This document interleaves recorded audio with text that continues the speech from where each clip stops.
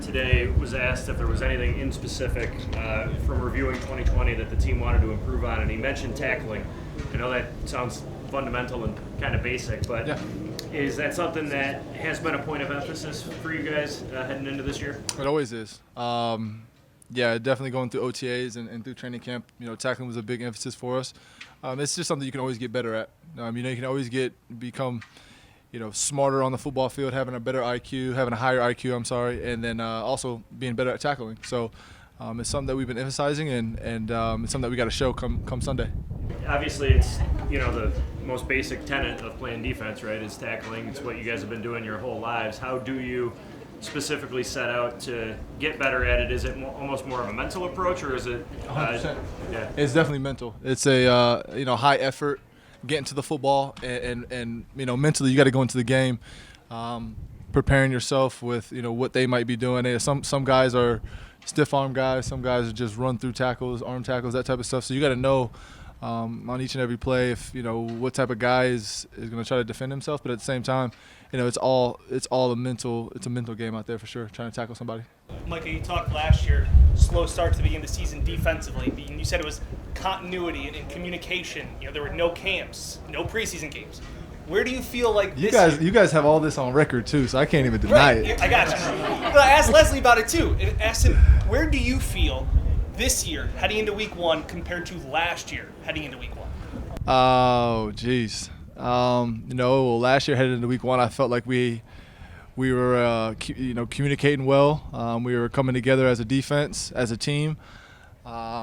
And I feel the same this year. I feel like, with the guys we brought back, we're out there, we're communicating a lot in practice. The preseason games, we were out there, having fun, flying around, do that type of things. So I feel good. I feel great, just as a defense and where we're at. But obviously we got to go out there on Sunday. We got to show it, and we can sit here and talk about on a Wednesday, or I don't even know what – today's Wednesday, right? Yeah.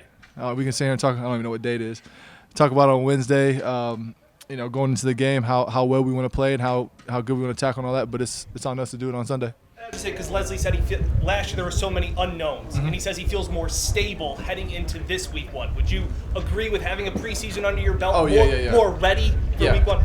Yeah, definitely. Not having the preseason last year, there was definitely a lot of unknowns, not knowing how guys, especially young guys, were going to play in the preseason against other competition and stuff like that. So, Leslie was definitely right on that. What's the benefit of playing an opponent like the Steelers, who have won the AFC North? You're familiar with them, having played them the past 2 years, and they have this dual threat offense with a high caliber quarterback. Yeah. And what is the benefit to the Bills in facing this? Well, I think it's a very good opponent that we're going to play week one. I think it's going to be a very good test for us to see where we're at. Obviously playing a guy like Ben Roethlisberger that's been around, seen every single look on defense, has seen so much that teams will try to do against him. That we're not going to do anything out of the ordinary.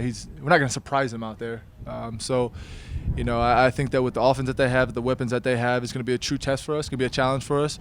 And obviously they're going to get the ball in their playmakers' hands. It's going to be on us to go out there and tackle them. So I think the advantage is seeing where we're at for sure. Correct me if I'm wrong, but I think first time as a team captain for you in Buffalo. Is that right? Yeah, correct, in Buffalo. Yep. How's that feel? It's an honor. It's an honor to for the guys to see me as a leader, and just being in this locker room and being into year 9, being around a lot of these guys for going on 5 years. It's a blessing to be in this organization, and I definitely don't take it for granted. Being a captain here is awesome, and I just want to get to the next level and win the championship. Obviously, it starts with Sunday, but that's a long-term goal. You feel that urgency that this may be the best opportunity to get that? Yeah. I think that the young guys are gonna start getting tired of me because I wake up in the morning now, and I think just with having we just had another baby girl the other day, so not another baby girl, a baby girl the other day. I'm up in the morning, getting the milk hot. I'm feeding her, and I'm coming in the building already up for a couple hours. So the young guys are probably gonna get tired of me soon because I'm motivated. I'm ready to go. I'm on a mission. I wanna do whatever I can to help this team win a championship. How do you deal with you've got your own internal motivation. Yeah. The buzz out there is huge.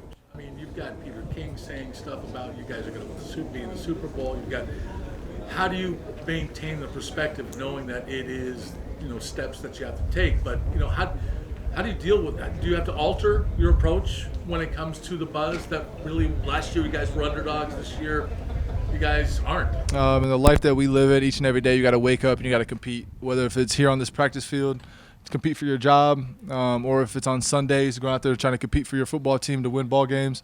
No matter what, this is a cutthroat business. You got to compete every single day. So, whatever people are saying outside of these walls, it really doesn't matter. We got to go out there. We got to show it each and every Sunday. And I appreciate Peter King for shouting us out and having high expectations for us. But at the end of the day, it all falls back to us, and we got to get it done.